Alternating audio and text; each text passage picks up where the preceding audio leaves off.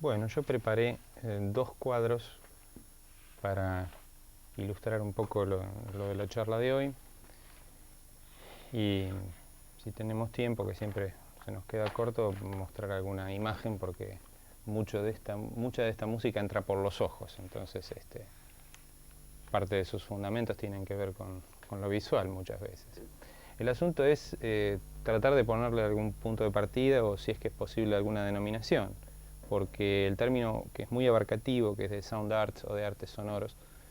involucra a experiencias que son bastante distintas entre sí. Por eso que, si se trata de buscar antecedentes,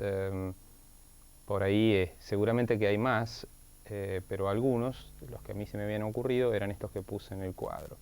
¿Y por qué? Porque el sound art, en líneas generales, se le ha venido llamando sound art, sobre todo en los últimos 10, 15 años quizás, a un terreno en donde lo sonoro está bastante relacionado, o tiene una relación bastante importante con el aspecto visual. Pero esto no es unívoco, no es necesariamente que lo visual siempre tiene determinadas características, sino que aparecerían distinto tipo de vertientes dentro de esa forma de experimentar con los sonidos, que incluye imágenes o que incluye objetos muchas veces. En realidad, las expresiones sonoras que están relacionadas con esto no suelen tener características narrativas a la manera de una obra compuesta. Muchas veces tienen la forma de instalaciones o tienen la forma de ambientes, en donde uno puede escuchar como si fueran bandas de sonido o situaciones que tienen cierto grado de quietud, pero al mismo tiempo que generan movimiento o que generan algún tipo de variación, pero que no es la idea de variación que uno asocia a otro tipo de experiencias compositivas, musicales. Entonces, en esto que muchas veces se suele asociar con instalaciones de audio, con ambientes plásticos en donde al mismo tiempo aparecen eventos sonoros, si buscamos algunos antecedentes dentro de lo que es la música en Occidente, yo busqué algunas, o se me ocurrió plantear una secuencia que toma desde los últimos momentos del siglo XIX, pero que en realidad se puede remontar a situaciones bastante anteriores. Por ejemplo, para algunos, la idea de un tipo de expresión sonora independiente de la ejecución o de la idea tradicional de ejecución se remonta, por ejemplo, a la tradición de los instrumentos mecánicos. Que son el gran capítulo que se conoce como de autómatas o cajas de música o mecanismos de relojería aplicados a cierta idea musical. Y eso se remonta a siglos atrás. O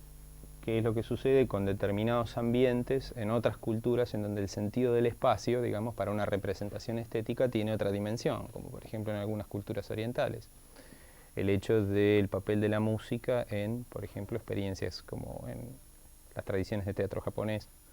o en determinadas situaciones de las culturas del sureste asiático, en donde aparecen, por ejemplo, en Indonesia, las representaciones de marionetas de bronce en sombras y que tienen permanentemente un correlato musical, como en ciertas formas de gamelán, que no son todas iguales. Si bien ahí hay una idea de ejecución que es más tradicional, o sea, hay alguien que ejecuta la música, una música que se escucha, y en el caso de esas culturas a veces tiene hasta un carácter narrativo, de acompañar la acción. En cuanto a ese terreno híbrido, por así decirlo, del arte sonoro, y que con el correr de las décadas fue teniendo mayor identidad, mayor expresión propia, su propio espacio, una idea asociada a ese puente o una situación intermedia o con vínculos entre distintas formas de arte y con un fuerte componente visual, de alguna manera tiene algunos antecedentes en, por ejemplo, bueno, la figura de Alexander Scriabin, que había hecho su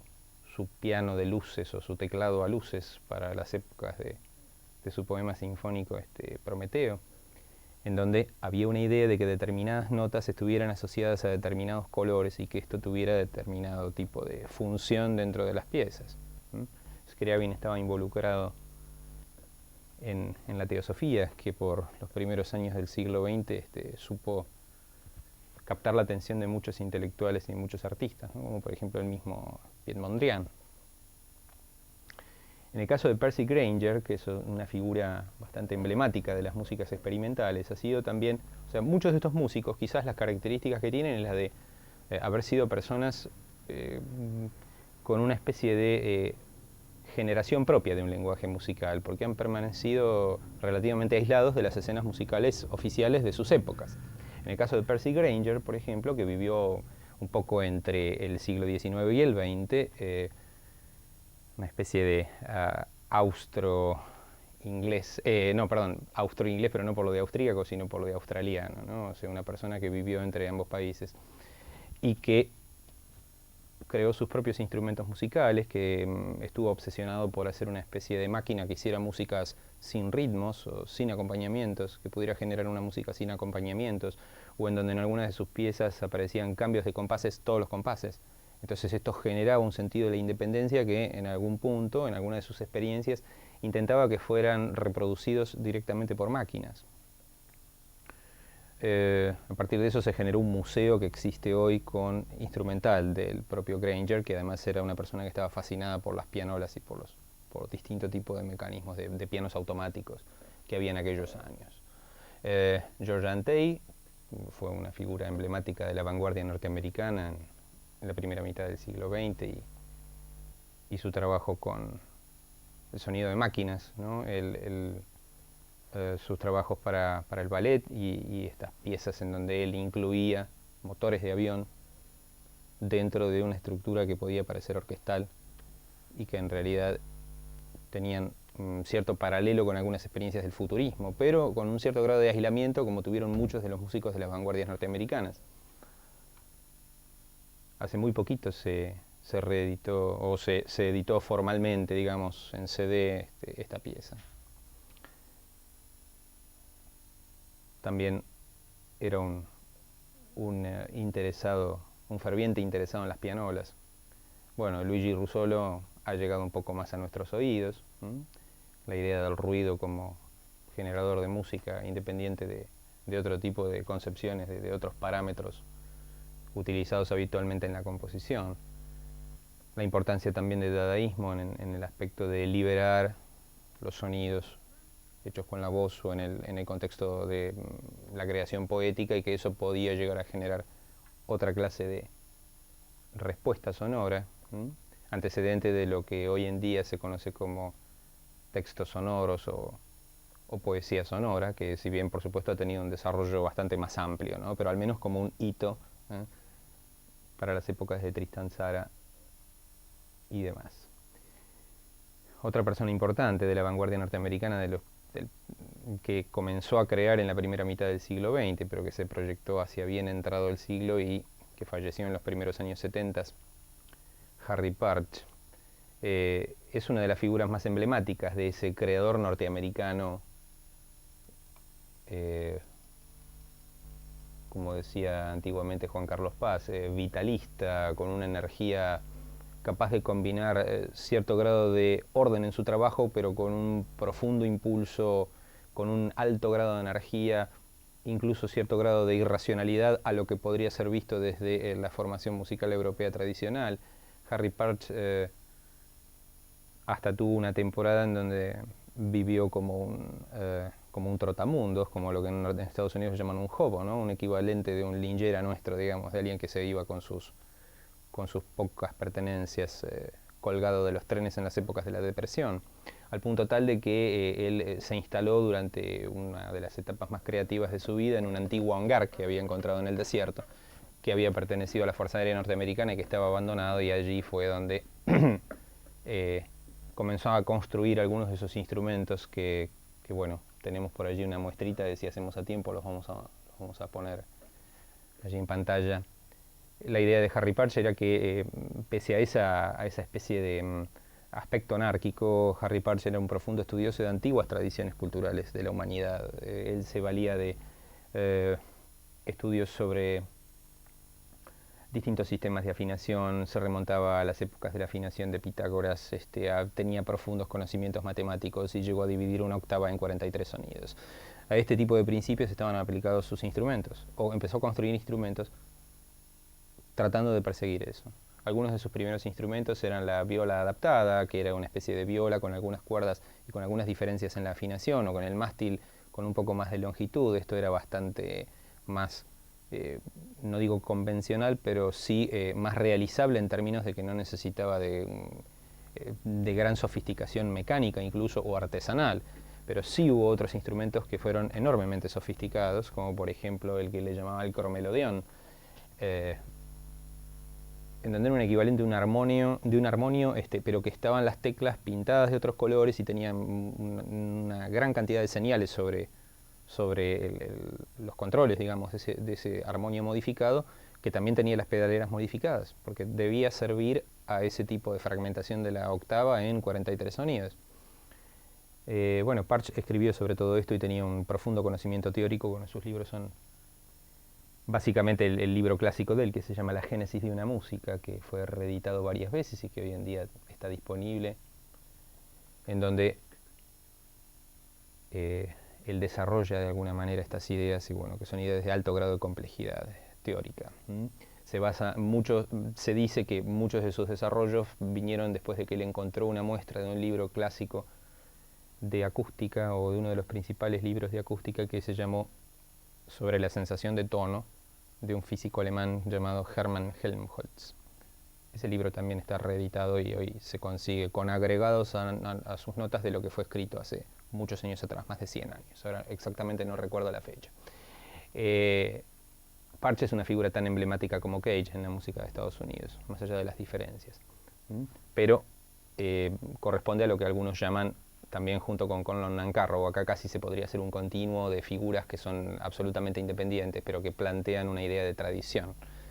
Es lo que muchos llaman la tradición del experimentalismo norteamericano. De Cage, bueno, hemos ido una y otra vez, pero también si hablábamos mucho de Cage nos excedíamos en cuanto a los propósitos de lo que íbamos a conversar, porque hablar de Cage sería un mundo en sí mismo, pero estamos viendo un poco algunas de las proyecciones del pensamiento de Cage. Y en el caso de Nancarrow es otra figura emblemática de ese creador hecho a sí mismo, con esta idea de self-made man, así tan norteamericana, en donde el conocido ejemplo de la conocida anécdota de que cuando él adhiere a las brigadas Abraham Lincoln para ir a pelear a la Guerra Civil Española, cuando vuelve a Estados Unidos a través de algunas dificultades con sus pasaportes y se le atribuyen determinados problemas de documentación y demás, se le ponen trabas para volver a los Estados Unidos. Entre algunas otras peripecias, Nancarrow termina instalándose en México, en donde vivió hasta su muerte, salvo algunos viajes que hacía ya esporádicamente con el correr de las décadas, en donde sí había sido reconocido como un gran artista norteamericano. El asunto es que Nancarrow en México no tenía grandes disponibilidades de cosas y se encontró con que tenía algunas viejas pianolas en un estudio bastante modesto, y él mismo comenzó obviamente no satisfecho por la música en serie que se hace de las fábricas de pianolas y que aún hoy en día se hacen para pianolas que forman parte de colecciones o de museos y demás, que en general tenían que ver con los hits de aquellos años, o con la música ligera de aquellos años. Nancarrow empezó a hacer sus propios rollos de pianola, como para poder hacer su propia música, porque no había muchos músicos cerca tampoco. En realidad igual él tenía música instrumental, y de hecho hay algunos cuartetos de cuerda y alguna música instrumental que de a poco se está rescatando, pero el corpus, por así decirlo, la parte fuerte de su obra han sido las décadas que trabajó con estos pianos mecánicos. Obviamente la idea de esto era de explotar características de las máquinas que harían posible tocar cosas que ningún ser humano podría tocar. Superposición de ritmos muy difíciles, muy rápidos, muy intrincados, y muchos de estos principios, bueno, fueron reconocidos luego por gente como Ligeti en la realización o en la conceptualización que los llevó a escribir su serie de estudios para piano. Probablemente los estudios para piano de Ligeti no hubieran sido tales o no hubieran tenido las características que tenían si el músico europeo no hubiera conocido la música de Nancarrow, que durante muchos años permaneció oculta y hubo algunas antiguas grabaciones de muy difícil acceso que estaban en vinilos y que, bueno, permanecían por allí un tanto ocultas hasta que se rescató esto hacia fines de los años 80 y algunas compañías, básicamente la compañía alemana Vergo, fue la que pudo reeditar en 5 CDs esta obra. Algunas de las consecuencias en el tema de John Cage o a través de las enseñanzas o de los descubrimientos o de las propuestas sonoras de John Cage, ¿no? Las prolongaciones hacia formas de creación relacionadas con las artes visuales pero que tenían un fuerte componente sonoro, o plantear cierto tipo de acciones plásticas que tuvieran un correlato sonoro, ¿no? Y esto es casi no un continuo porque en realidad el accionismo tomado como tal es un concepto del arte europeo, del arte centroeuropeo, y en particular el accionismo es lo que designa a un grupo de artistas de Viena, entrada la década del 60, y por extensión el arte de acción, que es un poco como se lo denomina en España, lo que después derivó en cosas como el arte de performance, derivado directamente de esta especie sí de paralelo más que de continuo, de lo que sucedía con las formas de happenings o de teatro ambiental que se le llamaba en esa época, o de bueno, ese primitivo arte de acción y el fluxus que tenía cierto anclaje en las experiencias de Dada, pero que estaba llevado adelante por mucha gente que originalmente tenía formación musical. Acá yo puse algunos ejemplitos y ya habíamos hablado de Lamont Young, de Yoko Ono, Namjoon Paik, que era un coreano que estaba instalado en Alemania y que de una educación formal, bueno, hoy termina siendo más conocido como videoartista o como uno de los precursores del videoarte, quizás mucho más conocido por esa cuestión que como músico. De todas maneras, esto también es interesante en el sentido de, como decía el artista, o el término acuñado por aquel artista Fluxus y derivado de los encuentros de Cage en el Black Mountain College, que era Dick Higgins, el concepto de intermedia, ¿no? De aquel espacio capaz de ser ocupado, de ser transitado, de ser enriquecido mutuamente por distintas disciplinas. En algunos de la vertiente europea, bueno, Wolf Fostel de Colonia, que terminó viviendo en España, en donde murió hace muy poquito, hace creo que no más de 2 años, que llegó a hacer obras utilizando la radio y con coros y con determinadas pautas de ciertas acciones musicales, si bien él predominantemente era un artista visual y que había trabajado mucho con ideas derivadas del collage y luego incorporando aspectos de la escultura y aspectos escénicos.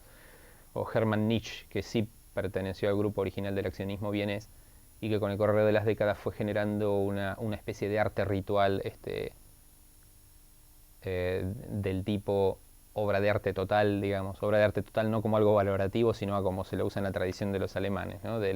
Que es a lo que se denominaban, por ejemplo, las experiencias de Wagner, ¿no? En donde hubiera una fuerte presentación teatral, que hubiera un elemento ritual también muy fuerte, que hubiera elementos musicales, que hubiera elementos visuales, ¿no? En el caso de Nietzsche, bueno, son conocidas sus presentaciones en donde incluso se llega al sacrificio de animales. Peter Van Ripper era una figura del Fluxus, pero ya hacia los años 70. En realidad él tenía formación original como músico, luego tuvo una asociación creativa durante muchos años con una artista española, o creo que debe ser de origen catalán, porque es Eugenia Balcells, que fue también una persona que estuvo involucrada en los primeros años del videoarte y demás. Y por ejemplo, bueno, esto de hacer instalaciones en donde hubiera una especie de xilofón hecho con bates de béisbol de aluminio, que estuvieran colgados y que al tener distintos tamaños generaban entre sus choques o entre el hecho de estar suspendidos, podían generar distintas cosas. Esos son algunos ejemplos solamente y sería algo anecdótico. Pero y el otro elemento importante es el aspecto de la escultura. Aquí puse a alguien que, bueno, que es un derivado específico del mundo escultórico y no solamente, o no necesariamente pensaba sus esculturas como algo musical, y que era Jean Tinguely. Vamos a mostrar algunas fotos, si tenemos tiempo, de sus enormes y fabulosas esculturas mecánicas, como si fueran enormes mecanos que ocupan habitaciones enteras y lugares enteros en museos, y que, bueno, son capaces de provocar ruido por la propia fricción y entrechocamiento y movimiento de sus partes. Y el otro aspecto, para ya después ponernos con algún ejemplo, para ir entrando en algún ejemplo, es qué otra manera se puede conceptualizar este terreno que uno vería tan relacionado con lo visual, pero que al mismo tiempo, si bien se lo suele asociar con aquello que tiene una presencia visual muy fuerte o que tenga objetos, que en realidad al mismo tiempo puede correrse, puede diluirse hacia otros espacios que son más integrativos y quizás no tan fáciles de definir. Al menos al día de hoy. En realidad, lo que pueden aparecer como experiencias autónomas, en algún punto pueden ser involucradas en este terreno del sound art. De hecho, en las exposiciones internacionales, en los espacios internacionales que hay para la presentación de arte sonora, suelen convivir este tipo de experiencias. O sea, si bien originariamente en algunos lugares aparecían más como instalaciones escultóricas artes o experiencias relacionadas a objetos, ¿no?, que tuvieran cierta corporalidad, esto se empieza a correr, por ejemplo, a otros mundos, como por ejemplo el mundo de lo virtual. Así que yo en este cuadro lo que sí hice fue tratar de, acá no se nota mucho porque esto está en azul y esto está en violeta, pero bueno, sí se nota que hay distintos colores. Y lo de los colores está hecho porque tiene cierto orden de, no digo de importancia, pero lo que está en rojo es lo que está más habitualmente asociado con el sound art, o lo que es más directamente asimilable como idea de arte sonoro. Por eso puse allí expresiones afines, ¿no? La idea de las instalaciones, aquellos lugares en donde puede haber elementos mecánicos u objetos dispuestos con distintos materiales y en distintas disposiciones, pensados muchas veces como situación en una galería de arte o a veces como objetos dispuestos al aire libre, con lo cual eso se corre hacia planteos que a veces son de ambientalismo, de aspectos de un ambientalismo estético, por ejemplo. El tema de las esculturas, lo que ya es más específicamente objetos diseñados para que fueran material sonoro, para que produjeran sonidos o ruidos, que pueden ser mecánicos o eléctricos. Esto ya es otro tema. O sea, en realidad, si uno lo dividiera, podría dividir en muchos pequeños compartimientos,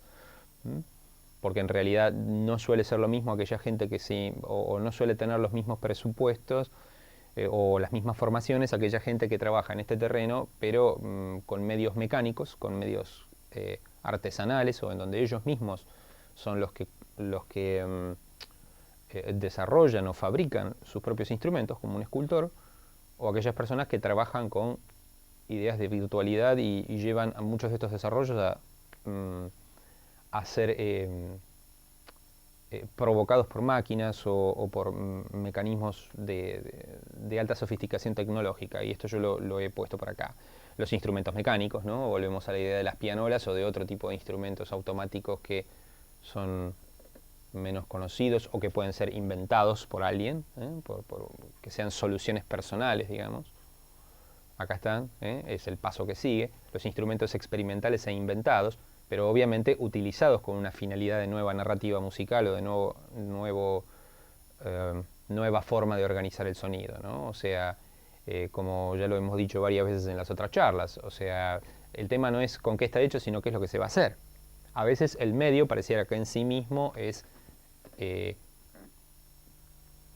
experimental, digamos. Si uno hace un instrumento poco convencional, utilizando recursos encontrados en la basura o de desecho o de chatarra o de lo que sea. El asunto es si uno después con eso va a tocar un tango o si uno va a ponerlo en una banda de rock convencional para hacer música muy simple,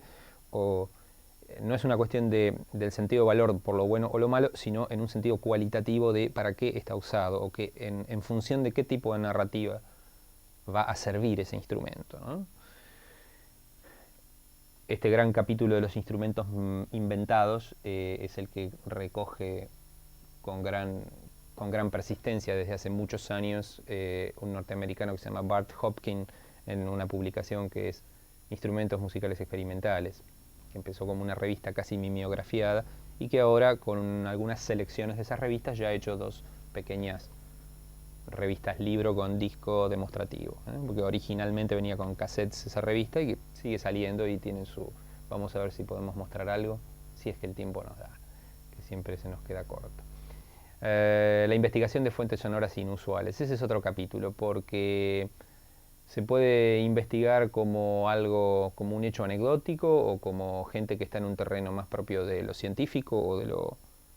acústico, digamos, físico,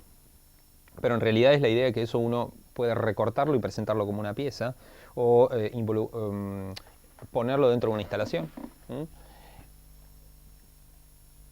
Hay algunos ejemplos de estos, como por ejemplo la gente que experimenta tomando grabaciones en instalaciones de energía nuclear o de plantas de estudios de partículas subatómicas. Es un tema realmente muy difícil de entender, pero a veces uno mirando por el ojo de la cerradura, digamos, hay grandes túneles que son los túneles que usan para acelerar partículas subatómicas y bueno, supuestamente ese tipo de movimientos físicos infinitamente pequeños podrían generar algún tipo de sonido y hay gente que está tomando esos sonidos y con eso, bueno, de alguna manera los presenta o los toma como un posible material de audio y en realidad, bueno, eso va a tener su propia narrativa que es absolutamente independiente de lo que pueda manipular una persona. Entonces esto entra en un terreno en donde está involucrado lo conceptual, está involucrado aquello que no se puede manejar del todo con la voluntariedad que habría en una pieza escrita, totalmente escrita. Y algunas de estas personas presentan sus obras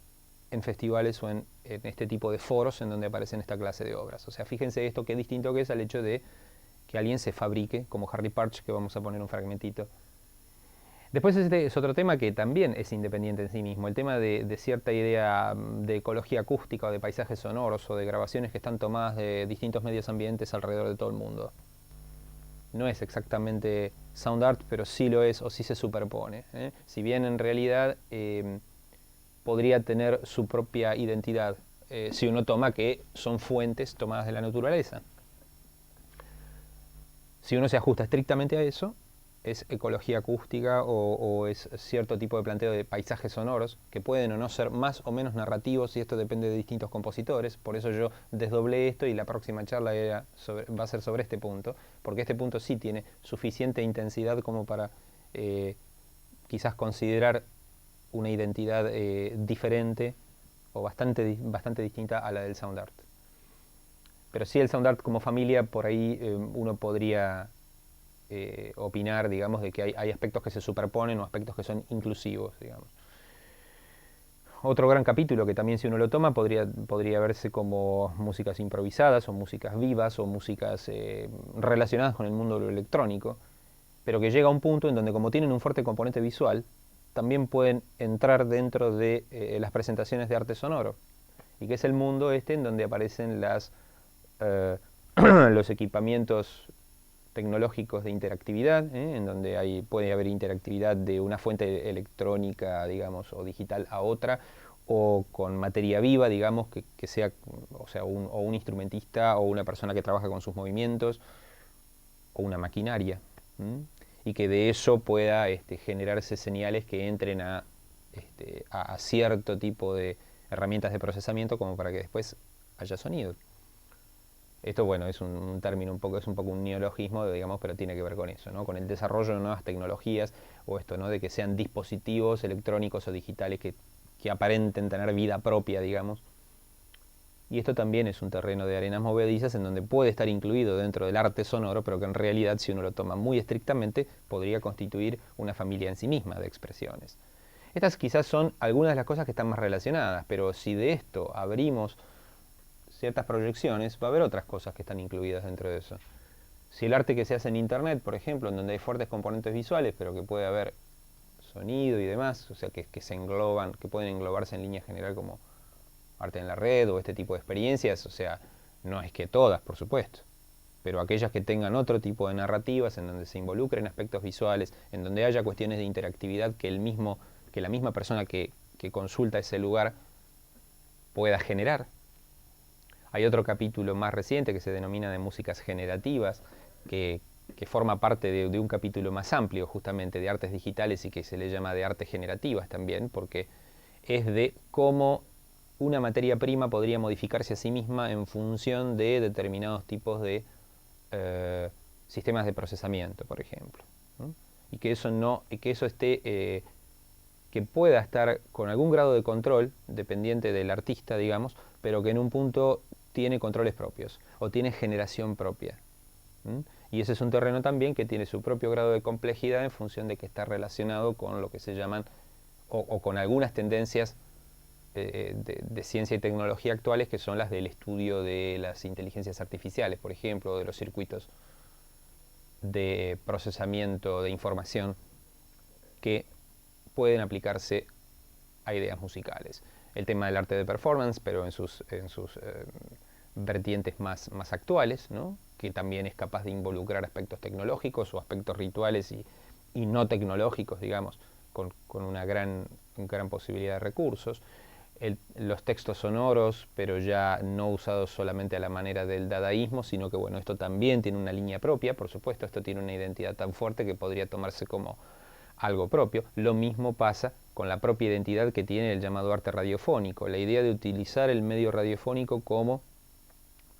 una herramienta de propagación o como un instrumento en sí mismo también que pueda modificar fuentes de materia prima que pueden ser de textos o pueden ser sonidos o pueden ser transmisión o proposición de acciones, digamos, a través de la radio o conectando distintos lugares entre sí. Entonces esto también tiene por eso yo los puse ya como, hay cosas que ya tienen más una identidad en sí misma, pero hay experiencias de estas que pueden ser tomadas como sound art y que de hecho se ven en los foros internacionales que suele haber para distinguir este tipo de experiencias. Algunas músicas derivadas de la cultura postindustrial, músicas que tienen cierto carácter de tomado de las antiguas músicas concretas, con cierto uso artesanal de los medios, muchas veces con tecnologías de muy baja calidad o de muy bajo costo, muchas veces de un modo intuitivo, muchas veces con un fuertísimo sentido ritual, de hecho algunas con significaciones bastante oscuras en términos de algunas ideas tomando ciertas fuentes de ocultismo o de cierto grado de pesimismo cultural, digamos, en función de que hay una contrapartida o un acompañante textual, digamos, a cierto tipo de desarrollos sonoros. Y el tema de las músicas postintencionales, que bueno, es un tema reciente, que por ahí no es muy abarcativo, pero que en líneas generales tiene que ver con, frente a determinadas consignas sonoras, que haya una reelaboración, un nuevo trabajo sobre una señal que ya existe, digamos, ¿no? O sea, una consigna sonora y que puede generar nuevos mensajes sonoros, digamos, ¿no? A través de un procesamiento de un material, y esto puede verse también desde en lugares académicos o en lugares sin ningún tipo de tecnología y a un nivel casero, en donde una persona le envía su material a otra y el otro graba o modifica o somete a algún tipo de transformación ese material original, y de esto, luego de esas intenciones originales, digamos que de alguna manera eso vaya teniendo una proyección y un desarrollo que llega a otro sitio. En realidad esto, ya les digo, puede ser algo distinto, pero algunas de estas cosas también entran y no solamente ya tienen que ver con lo que es estrictamente visual, pero sí, más habitualmente se suele usar esto. Así que para poner solamente algunos de los antecedentes, vamos a poner un fragmentito. Esta es una grabación histórica que, bueno, a estas alturas ya existe en CD, pero vamos a poner ejemplo de Harry Partch, que es este constructor de sus propios instrumentos. Vamos a poner así.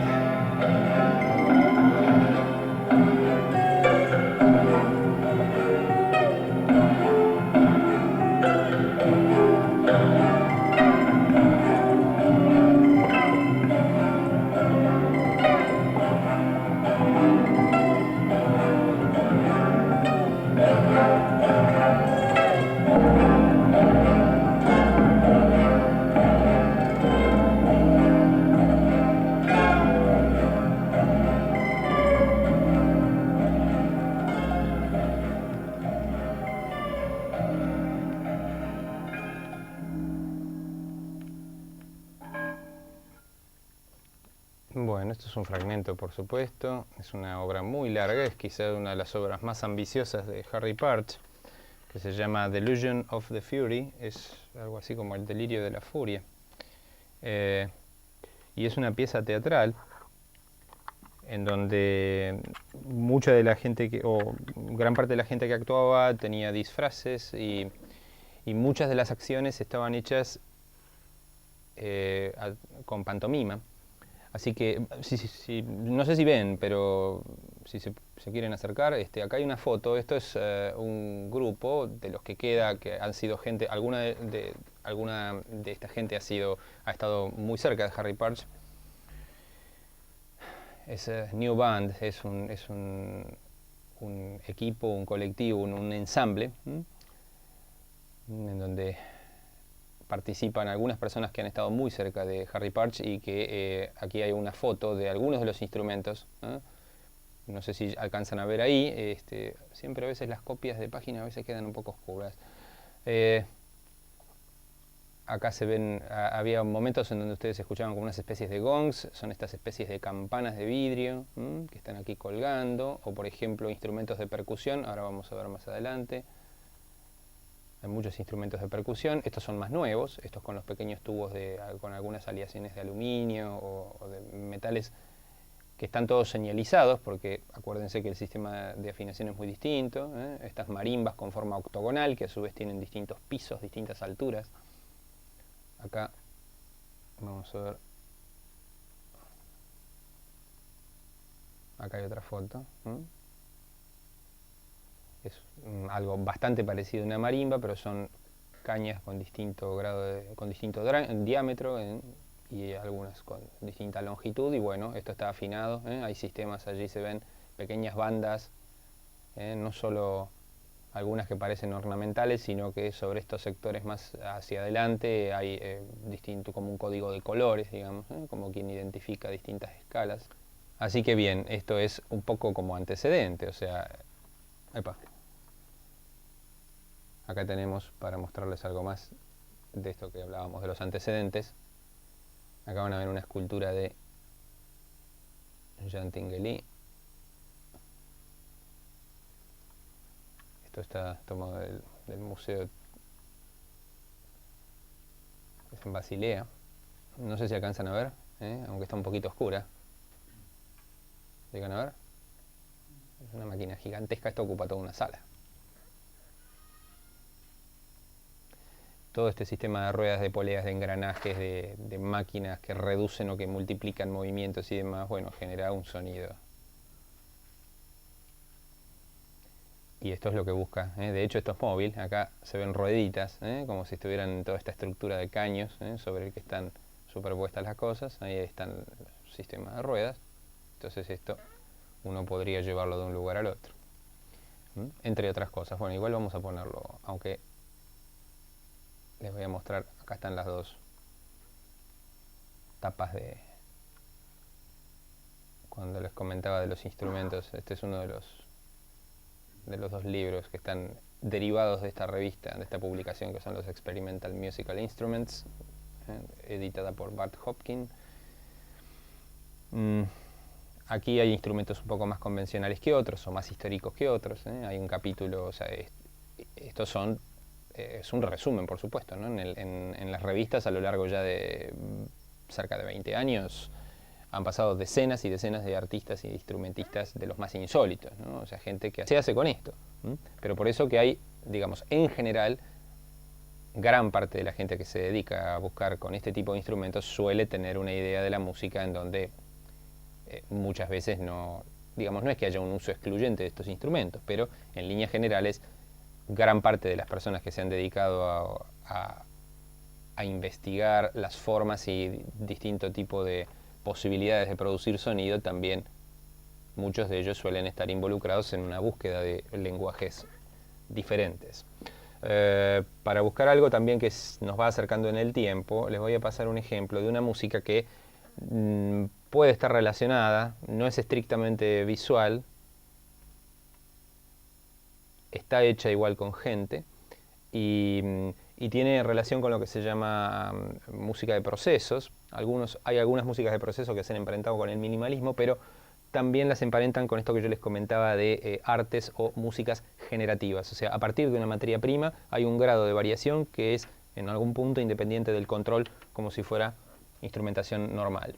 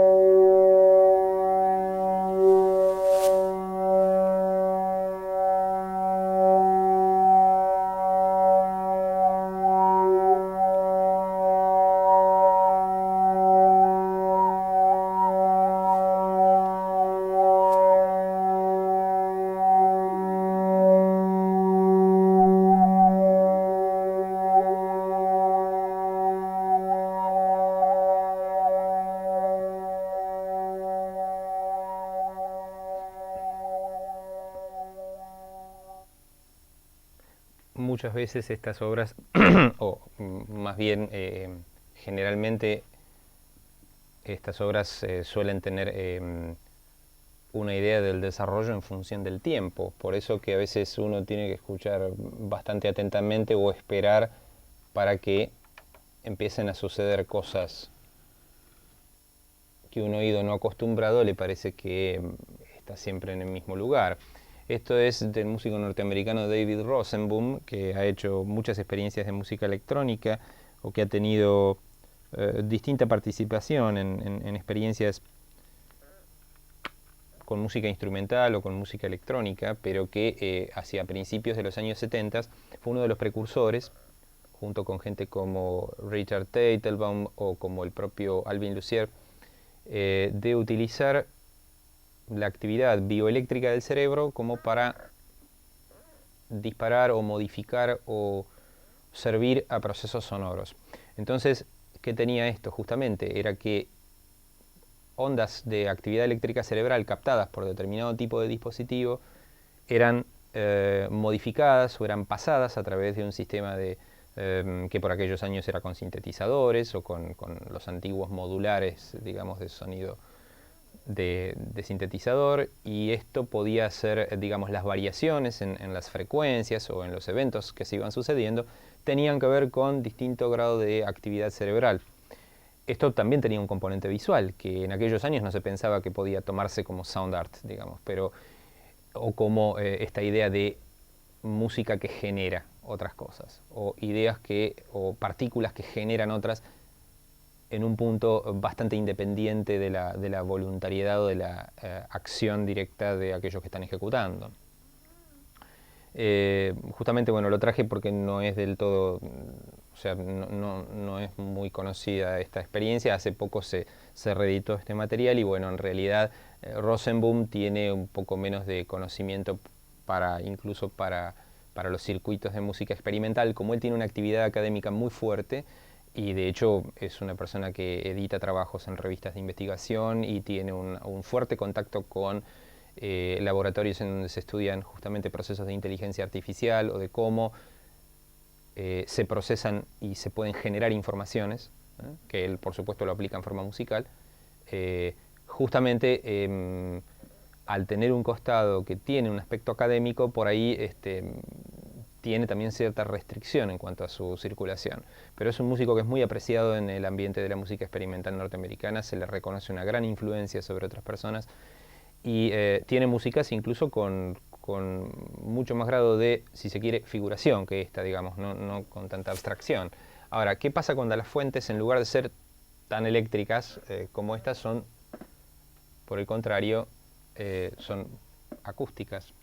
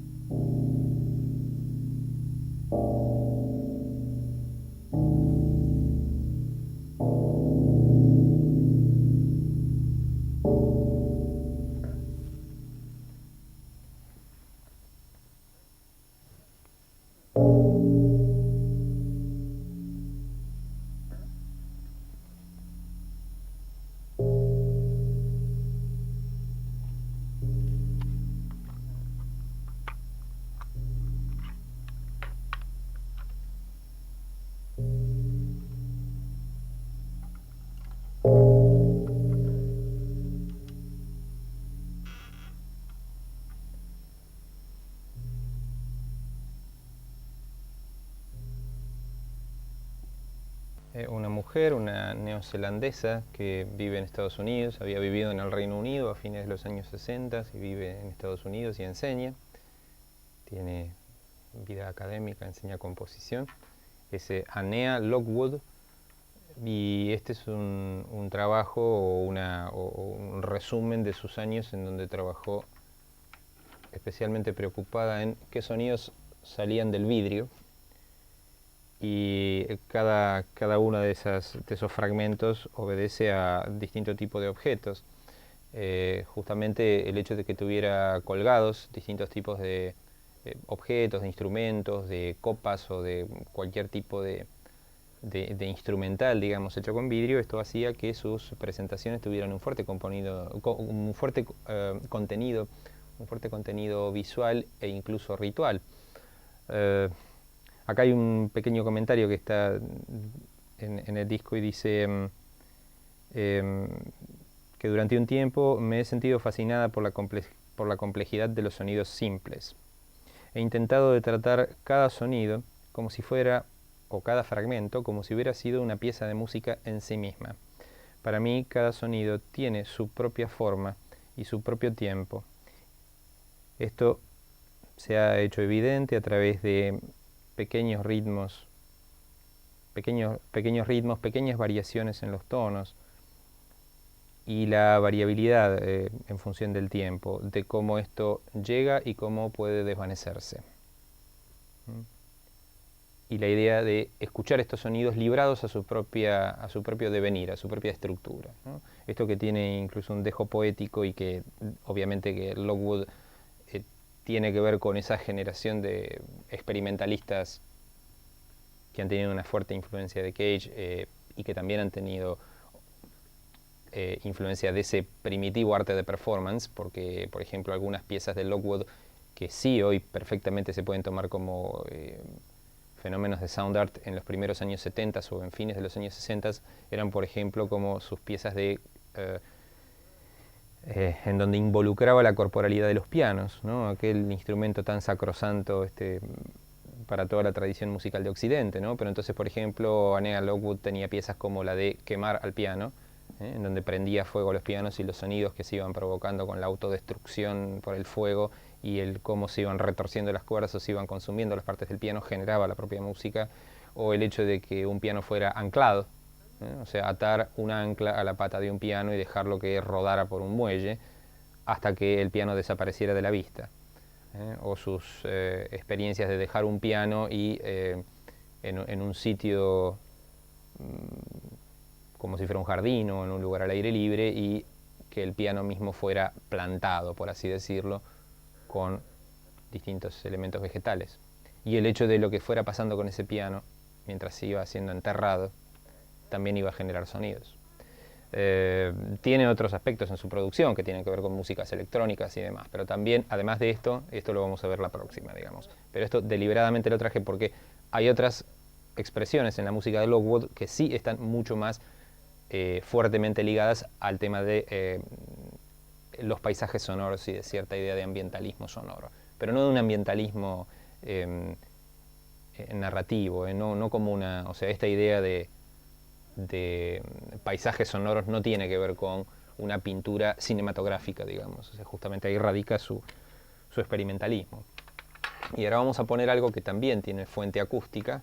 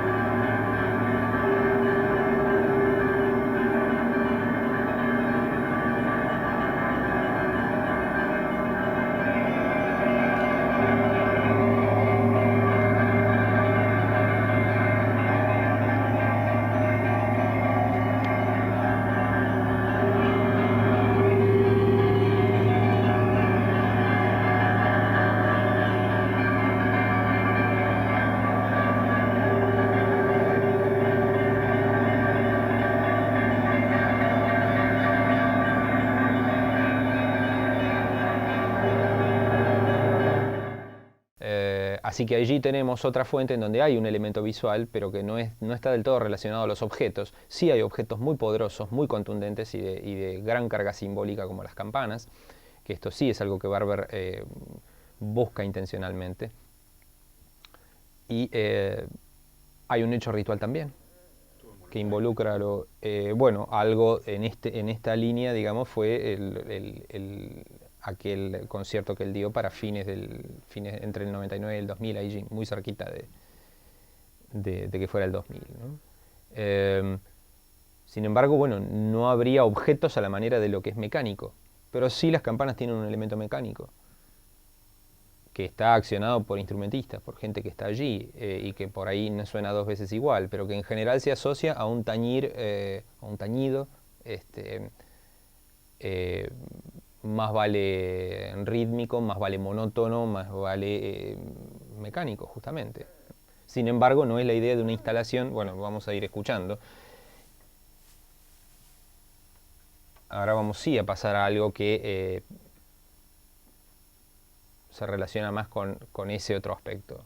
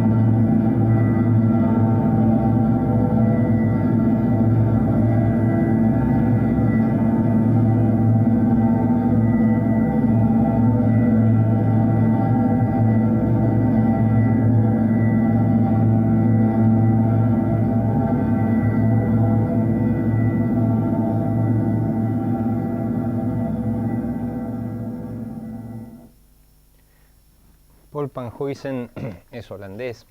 y en realidad él proviene de las artes visuales. Es una persona que tiene que tiene una producción de cuadros y de material en general relacionado con la abstracción geométrica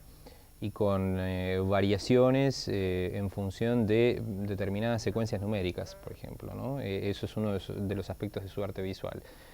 Sin embargo, entrados los años 60 o a medida que transcurrían los años 60, estuvo involucrado en algunas experiencias muy fuertemente influidas por Fluxus o paralelas a Fluxus, en donde había desarrollo de sentido de happenings y performance. Esto estaba hecho al punto tal en donde en esas actividades que le llamaban situaciones, por ejemplo, que utilizaban la escuela de arte donde él trabajaba u otro tipo de ámbitos más o menos espaciosos. Por ejemplo, allí podían convivir hechos de acción con cierto costado teatral y 4 bandas de rock tocando al mismo tiempo y aspectos plásticos en otro sector, y todo eso transcurría al mismo tiempo. Con el correr de los años, digamos que su búsqueda tiene cierta relación con lenguajes que aparecen más restrictivos en cuanto a la cantidad de recursos que se utilizan, o por decirlo de otra manera, se vale de fuentes acotadas, pero que justamente, como en muchas músicas que tienen cierto contacto con el minimalismo o los minimalismos, tienen un alto grado de explotación de esos recursos que en apariencia parecen insuficientes, pobres o pequeños. Todo esto está hecho con impresoras de computadora. Es una pieza hecha alrededor de durante los años 70, o sea, sus obras en realidad son casi lo que se pueden denominar como trabajos en proceso, este término que han acuñado los norteamericanos de work in progress, en el sentido de que con cierta idea de lo que es efímero, o de que al no haber un profundo control sobre los materiales que provocan este sonido, no va a haber 2 presentaciones iguales, y en realidad en esto hay un desarrollo o una especie de continuidad en el tiempo, en donde según en dónde se hacen sus instalaciones o según las características físicas de ese lugar, puede tener un color completamente diferente o una intensidad o características diferentes. Esta es una pieza más de sus primeros años, y ahora vamos a poner otro ejemplo para ver distintos colores, digamos, dentro de esto. Aquí la materia prima es con piano. Me quedó por comentarles que la cantidad de procesadoras de impresoras de computadora estaban procesadas con pedales de guitarras eléctricas. Eso era lo que provocaba también cierta sensación de continuo y de pedal y de sonido que se sostenía con pequeñísimas micro variaciones en medio de esa aparente masa, ¿no? La materia prima para esto es un piano, justamente.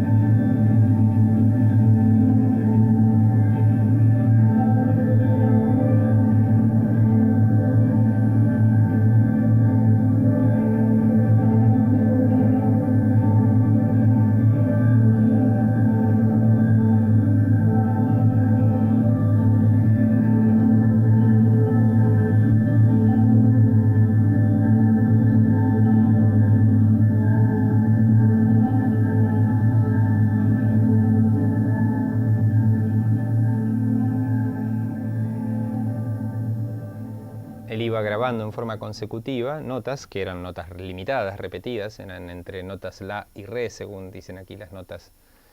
explicativas, y a partir de procesamientos o de cosas muy simples, ¿no? Como por ejemplo usar máquinas Revox como las que había en los años 60 y 70, se provocaba esta masa, esta acumulación y la densidad consiguiente con que a partir de ese arpegiado, en realidad él iba haciendo ese arpegiado, pero al ir tomando grabaciones distintas, el ritmo era accidental y el movimiento que había era distinto, de tal manera que el resultado iba a ser muy distinto también, y entonces se provoca esa especie de nube de colores que van cambiando, y en realidad cuando parece haber cierta idea de quietud, ¿no? Que es una idea casi omnipresente a todo este tipo de músicas, o algo de los minimalismos que charlábamos al principio. Cierta idea de aquello que no se mueve y que se mueve al mismo tiempo, de animación suspendida o de algo que parece no ir a ningún lado, pero que en realidad en pequeñísimos detalles tiene un grado de variabilidad. Y aquí vamos a poner otro ejemplito más de aquello que es una de las cosas por las que más se lo conoce a Paul Panhuisen, y que son sus instalaciones de cuerdas largas, que bueno, que pudimos ver aquí en Buenos Aires para octubre de 2000. Usando el espacio como una gran caja de resonancia, la longitud de las cuerdas va a variar en función de las dimensiones del espacio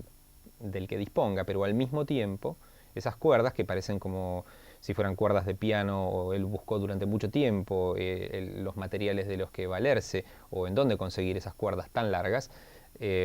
también van a provocar distinto tipo de sonido en función de las proporciones de las dimensiones del lugar. Esto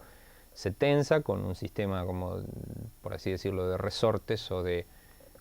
sostenes, digamos, que tengan un grado de elasticidad y al mismo tiempo de tensión, y él las va ejecutando con sus manos en resina, y entonces se provoca un frotamiento de la cuerda en sentido longitudinal, y eso en un punto, cuando la cuerda empieza a lograr una excitación más sostenida, digamos, provoca un sonido que en general va tomando un carácter de tono continuo, y cuya intensidad va variando también en el correr del tiempo hasta que la cuerda justamente es excitada. No es el único que se dedica a esto, hay otras personas también y que están relacionadas con este terreno del arte sonoro, como por ejemplo la norteamericana que vive en Texas, Ellen Fullman, por ejemplo, es una de las personas que más ha desarrollado este tipo de instalaciones, incluso con muchas más cuerdas a veces, casi constituyendo especies de telas de araña de metal enormes, pero sí con este tipo de principios, ¿no? O músicos como Terry Fox, también una persona muy vinculada a este tipo de cosas,